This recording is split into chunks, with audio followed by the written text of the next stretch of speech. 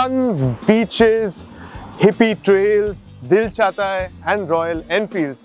Now these are just some of the things you associate with Goa. For years, people have been coming here to turn on, tune in and drop out. Now one of the ways people have chose to express their individuality is through their motorcycles. And now Royal Enfield has done the same. Say hello to the Goan Classic 350, a bobber-inspired motorcycle which promises to be an easygoing trip machine. So how does it fare, and more importantly, how is it different from the standard Classic 350? Now that seems like a good starting point. So let's get into it.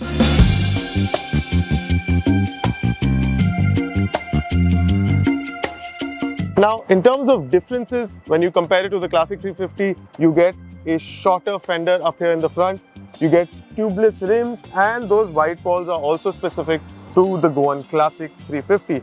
Now around here you get LED lighting all around, including the pilot lamps, and most importantly you get a raised handlebar.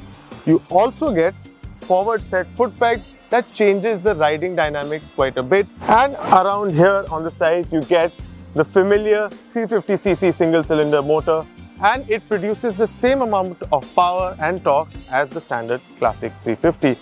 Apart from that, you get 4 colors on the Goan Classic 350. This one is called the Trip Teal. There are 3 others which just look as good, but I think this would be the pick of the lot for me personally. Now you get a different cut for the silencer. It also sounds a little different from the Classic 350, and you get this floating seat setup as well. The suspension, the front suspension and the rear suspension remain the same as the standard Classic 350.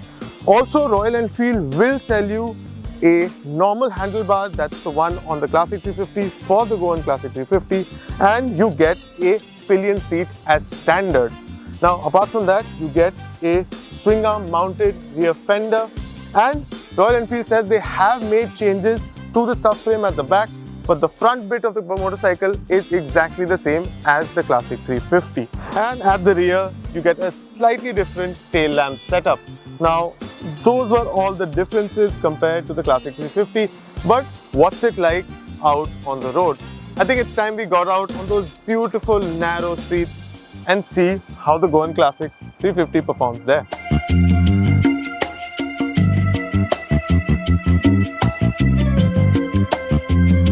The Goan Classic is powered by the same 349cc air-cooled single-cylinder motor that produces 20.2 bhp and 27 Nm of torque. It is in exactly the same state of tune as the Classic 350. In fact, the frame and almost all mechanical bits are the same except for the ones we mentioned earlier. Also, the Goan Classic gets a 16-inch wheel at the back instead of an 18-inch one like on the Classic. Right from the get-go, that mini-ape handlebar and forward set foot pegs alter the riding experience. The seating position itself feels relaxed, and the scooped out seat design also adds to this experience. Honestly, I quite like this setup of comfort, especially with that state of tune that the engine comes with.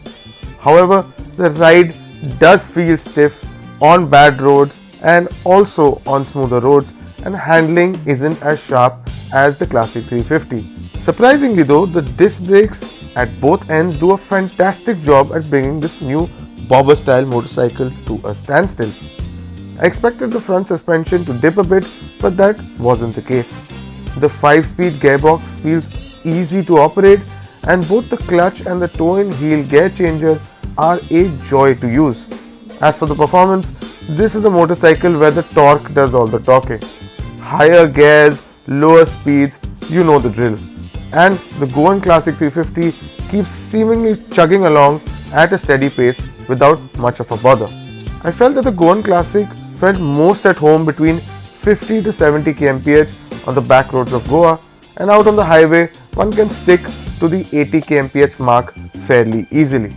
Overtakes aren't much of an issue either, but this bike does feel a little out of its element over the 90 kmph mark. Overall, there's a lot to like about the way this new motorcycle performs, but I do wish the ride quality could have been slightly better. Time to take a break from those beautiful roads and answer a few important questions. Now, what's the point of this, let's be honest, different take on the Classic 350? Now I feel it's for the rider that likes taking it easy and loves seeing the scenery go by at a leisurely pace. Now, most of you might think that the Bullet or the Classic is perfectly capable of doing that, and you'd be right. But in my book, this is for the true blue Sociegard rider, one that finds fulfillment in a state of relaxation. And when has another perspective on an already good point of view ever been a bad thing? You know what I think? All the people that rent out Royal Enfield bikes in Goa should do away with them and just keep this one. Thank you for watching. Until next time, goodbye and take care.